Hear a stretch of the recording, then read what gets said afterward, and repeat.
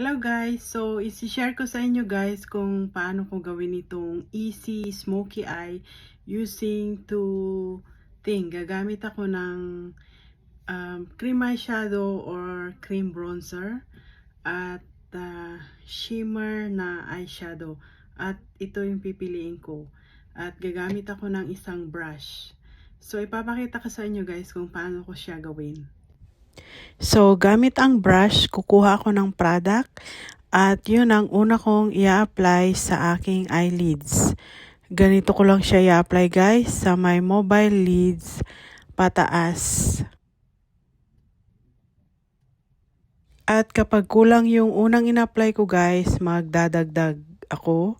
Ganon din dun sa kabilang eyelid. So, i-check ko lang siya guys kung pantay silang magkabila. So, the same brush, lilinisin ko siya gamit ng towel at yun din ang gagamitin ko na pang-apply ng shimmer.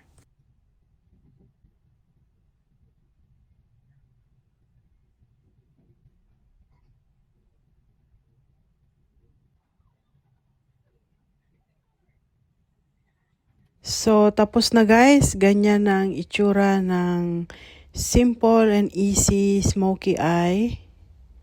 Thank you so much for watching. See you on my next video. Thank you. Bye!